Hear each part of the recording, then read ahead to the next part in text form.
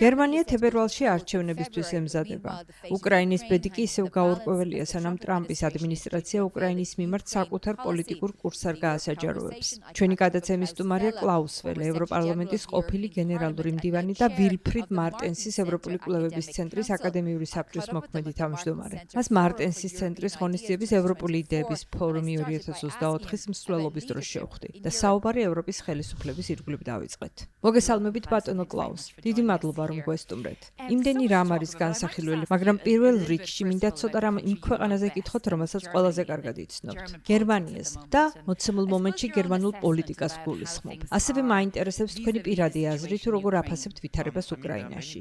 ბევრისგან გამიგონია, რომ გერმანიის მთავრობის კრახის გამო ახლა გერმანიას ხელმძღვანელობა არ ჰყავს. თუმცა სიმართლე ის არის, რომ გერმანიას ხელმძღვანელობა უკვე ბოლო 3 წელია არ ჰყავს. ახალი სიტყვაც კი გაჩნდა, გერმანული ხმის მიცემა, რაც თავის შეკავებას ნიშნავს.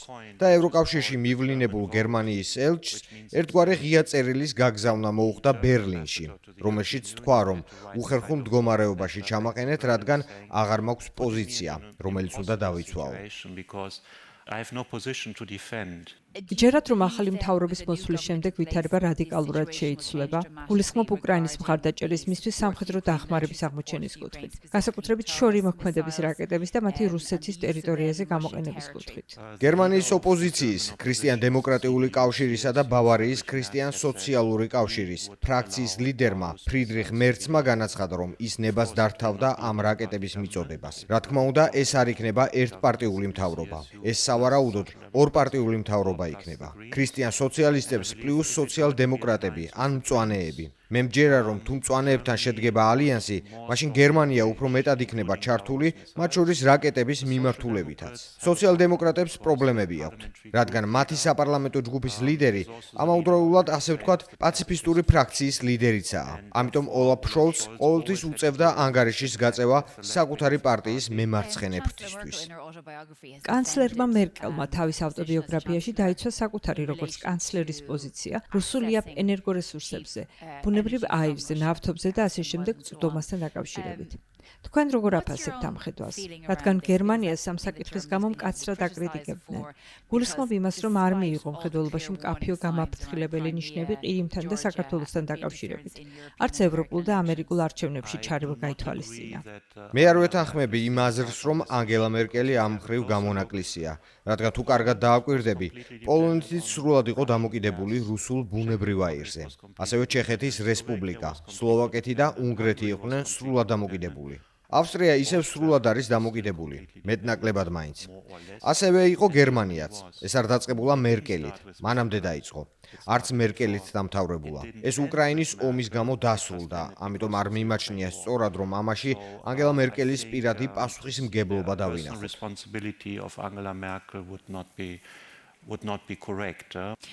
მაგრამ ბალტიისპირეთის ქვეყნები ამბობენ, რომ ისინი ბოლო 10 წლების განმავლობაში ხმამაღლა აფრთხილებდნენ გერმანიას ევროკავშირის რუსეთზე დამოკიდებულების გამო ენერგორესურსების კუთხით. არ იყო ასე? Would you then argue that that wasn't the case? ჩემი აზრით, ისინი ძალიან გასაგებად ამბობდნენ ამას და მიმაჩნია, რომ უფრო უკეთ უნდა დაგვეგდო ყური მათთვის. ბალტიისპირეთის ქვეყნებს ის უპირატესობა აქვთ, რომ მათ საბჭოთა კავშირში მოუხდათ ცხოვრება. როდესაც ვამბობ საბჭოთა კავშირში ცხოვრებას, სიტყვა ცხოვრება შეუფერებლად უწყინარია, რადგან მრავალი ადამიანი ციმბირში გადაასახლეს. ევროპის სახალხო პარტიის ჯგუფის ვიცე-პრეზიდენტი გულაგში დაიბადა. შეიძლება ითქვას, რომ ეს იყო გენოციდის, ერის გაჟლეტის მცდელობა. და ისინი მაინც გადარჩნენ. ფეხზე დადგნენ და ევროკავშირის ძალიან მნიშვნელოვან წევრებად იქცნენ. როგორ აფასებთ იმ ვითარებას, რომელშიც ამჟამად ვიმყოფებით რუსეთთან დაკავშირებით, როდესაც ესკალაციაზეა საუბარი? რუსეთისთვის სულ მცირე 10,000 ჩრდილოეთ კორეელი ჯარისკაცის დახმარებაზე, ირანის მხარდაჭერაზე, ჩინეთის მხარდაჭერაზე. ევროკავშირს მკაცრად აკრიტიკებენ იმის გამო, თუ როგორ იქნება მომავალში ერთიანი მომარაგება და რას გააკეთებენ საკუთარი თავდაცვისთვის მისი ქვეყნები. ჩემი აზრით, თავდაცვას სწრაფად ჭირდება მიხედვა. განსაკუთრებით მაშინ, თუ კი რუსეთი შეინარჩუნებს შეიარაღების წარმოების იმ მასშტაბს, რომელიც ახლა აქვს. მოდი გულწრფელები ვიყოთ. აი თქვენ ირლანდიელი ხართ. ჩემი აზრით, წავიდა ის დრო, როცა ირლანდია შეეძლო მშვიდად ეთქვა, იცით, მე არ მჭირდება თავდაცვის ზომები, რადგან მშვენივრად ვარ დაცული. ირლანდიის ეკონომიკა დამოკიდებულია ამერიკის შეერთებულ შტატებთან დამაკავშირებელ ოკეანის ფსკერზე გამავალ კაბელებზე და ჩვენ უკვე ვნახეთ ამგვარი ინფრასტრუქტურის დაზიანების მრავალი მცდელობა. ბოლოს ეს გერმანია ფინეთის დამაკავშირებელ კაბელზე მოხდა. ასევე ჩემი აზრით, უკვე დროა ირლანდია კარგად დაფიქრდეს თუ როგორ დაიცავს თავის არსებით ეკონომიკურ, პოლიტიკურ და სამხედრო ინტერესებს. დარწმუნებული ხართ, რომ რუსეთთან არსებულ კონფრონტაციაში მომავალი რამდენიმე წლის განმავლობაში ერთიანობა შევინარჩუნებთ? თუ გავითვალისწინებთ ზოგიერთი ქვეყნის, მაგალითად უნგრეთისა და სლოვაკეთის მტრულ დამოკიდებულებას, როდესაც საქმე ეხება უკრაინის ნატოში ან თუნდაც ევროკავშირში გაწევრებას, საინტერესოა მაინც როდის დავინახავთ ერთიანობას ხმის მიცემის დროს. ეს პრობლემა იქნება? ევროკავშირის მხარდაჭერა ყოვნდება. რა თქმა უნდა, შესაძლოა მოვლენები დაჩქარდეს კიდეც, რაც ისევ და ისევ ჩვენი ნების გამოცდა იქნება. იმ შემთხვევაში, თუ კი დონალდ ტრამპი შეძლებს, რომ რუსეთი და უკრაინა ცეცხლის შეწყვეტაზე დაითანხმოს. თუ ასე მოხდა, მეორე დღესვე წამოიჭრება კითხვა, თუ ვინ იქნება უკრაინის თავისუფალი ნაწილის, რომელიც ქვეყნის ტერიტორიის 80%-ია სუვერენიტეტის გარანტი. და მე მგონია, რომ ეს კითხვა უფრო ევროპელებისკენ იქნება მიმართული, ვიდრე ამერიკელებისკენ.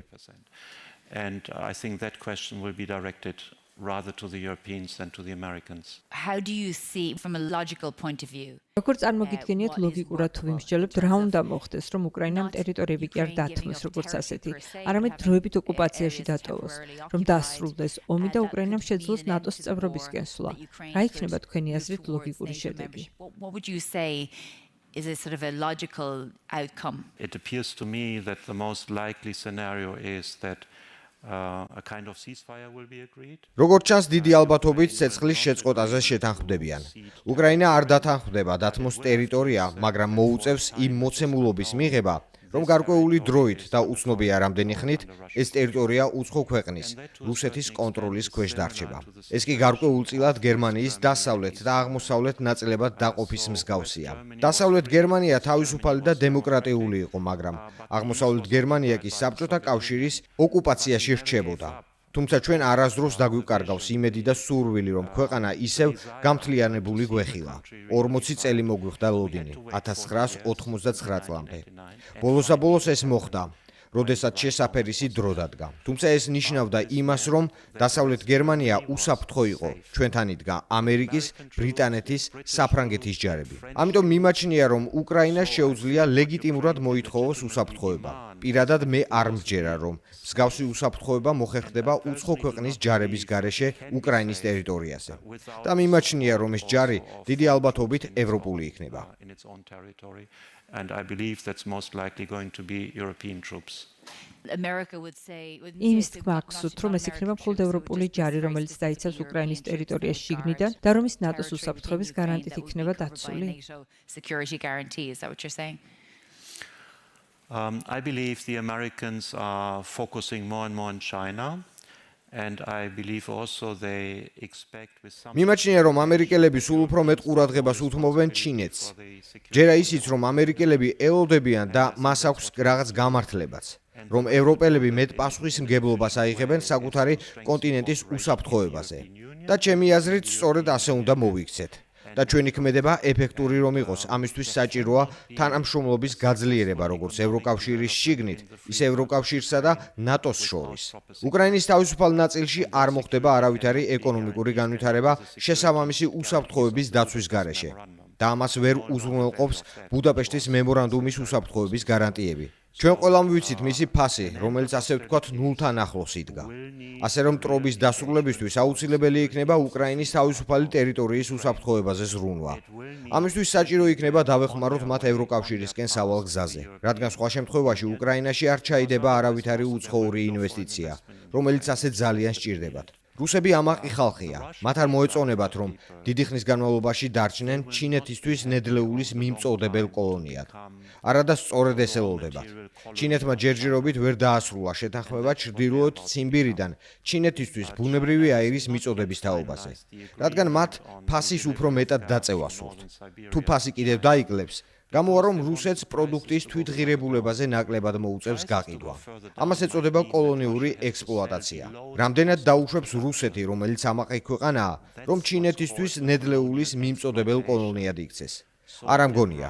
ამიტომ ჯერა რუსეთის ინტერესებში შედის ის, რომ თავისი ნედლეულისა თუ ბუნებრივი აირისთვის მხოლოდ ერთი კლიენტი კი არ ჰყავდეს, არამედ გლობალური წესრიგისა და გლობალური ეკონომიკის ისევ პატივსაცემ წევრად ითვლებოდეს. one client and one customer for their raw material or for their gas, but to become a more respected part of the global order and global economy again. But what would be the off-ramp for Vladimir Putin to agree to that? მაგრამ რა უნდა შესთავაზონ პუტინს ისეთი, რომ ამას დათანხმდეს.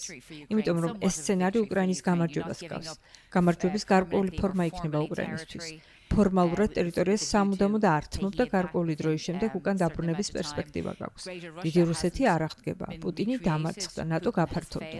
რატომ უნდა დათანხმდეს პუტინი ამას? თანაც ყველა მნიშვნელოვანი ნაბიჯი, რომელიც რუსეთის გავლენის გასავრცელებლად სირიასა და აფრიკაში გადადგა, ახლა საფრთხის ქვეშ დგას.